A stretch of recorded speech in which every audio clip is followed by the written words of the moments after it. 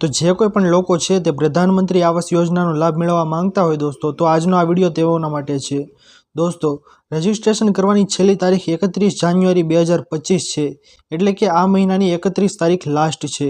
તો આ સહાય લેવા માટે આપણે શું શું કામગીરી કરવાની રહેશે, શું શું ડોક્યુમેન્ટની જરૂર પડશે, ક્યાં એપ્લાય કરવાનું રહેશે, તેના વિશેની મહત્વપૂર્ણ માહિતી દોસ્તો આપણે આજની આ વિડીયોમાં જાણીએ. તેના પહેલાં જે કોઈ પણ ખેડૂત ભાઈઓ અમારી ચેનલ ખેડૂત ઓનલાઈન પોઈન્ટ પર નવા છે તેમને વિનંતી કે ફટાફટ મારી ચેનલને સબસ્ક્રાઈબ કરી દો, જેના લીધે આવી જ મહત્વપૂર્ણ માહિતી આપશું આ ચેનલના માધ્યમથી મળતી રહે. તો ચાલો દોસ્તો આજની આ વિડીયોને શરૂ કરીએ. તો દોસ્તો સૌથી પહેલાં આપસોને જણાવી દઈએ કે જેવું કે આપસોને જણાવ્યું કે આ સહાય માટેની છેલ્લી તારીખ 31 જાન્યુઆરી 2025 છે.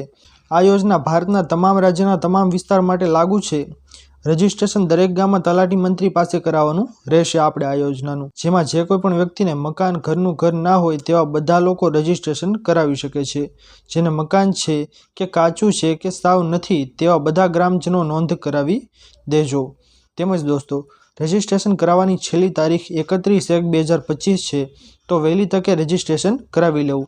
અને રજિસ્ટ્રેશન કરાવવા માટે આપે જરૂરી પુરાવો ક્યાં ક્યાં જોશે, તો સૌથી પહેલા નંબર આવે છે દોસ્તો આપસોનું આધાર કાર્ડ. જે કોઈ પણ વ્યક્તિ સહાય લેવા માંગે છે તેઓનું આધાર કાર્ડ, ત્યારબાદ તેઓની રેશન કાર્ડની નકલ, ચૂંટણી કાર્ડની નકલ, બેંક ખાતાની ચોપડી એટલે કે બેંક પાસબુક અને 7/8ની નકલ જો 7/12 હોય તો, જો જમીન હોય તો, જેને ખેતરમાં મકાન બનાવવું હોય એમના માટે, જેની પાસે ઓછામાં ઓછી 12 વીઘા જમીન હોય, 12 વીઘાથી વધુ જમીન ધરાવતા વ્યક્તિઓ આવાસ યોજના દ્વારા મકાન મેળવવા પાત્ર નથી. એટલે કે ઓછામાં ઓછી 12 વીઘા જમીન હોવી જોઈએ, તેનાથી વધારે હોય તો આ સહાય આપસોને મળવા પાત્ર નથી દોસ્તો. તેમજ દોસ્તો છઠ્ઠા નંબરે આવે છે આવકનો દાખલો એટલે કે ઇન્કમ સર્ટિફિકેટ. જેની આવક વાર્ષિક ₹2,50,000થી ઓછી હોય તેવી વ્યક્તિ જ આ યોજનાનો લાભ મેળવવા પાત્ર રહેશે. માટે આવકનો દાખલો છે તે 2.5 લાખથી ઓછી આવકનો કઢાવવો.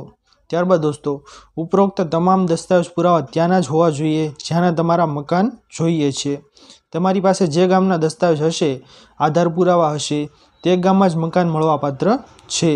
ઉદાહરણ તરીકે દોસ્તો આપસોને જણાવીએ, જો તમે સુરત, વડોદરા, અમદાવાદ, રાજકોટ રહેતા હો અને ત્યાંના દસ્તાવેજ આધાર પુરાવા ધરાવતા હો તો તમે તમારા મૂળ ગામમાં મકાન મેળવવા પાત્ર થતા નથી. એટલા માટે ખાસ કરીને આપ જે ગામમાં રહેતા હો ત્યાંના જ આધાર પુરાવા લાગશે.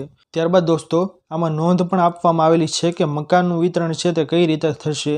તો મકાનનું વિતરણ પ્રથમ વિધવા, ત્યારબાદ વિકલાંગ, પછી સૌથી ઓછી આવક ધરાવતા વ્યક્તિઓ અને પછી જનરલ એટલે કે સામાન્ય, તેમાં બધા જ વ્યક્તિઓ આવી જાય.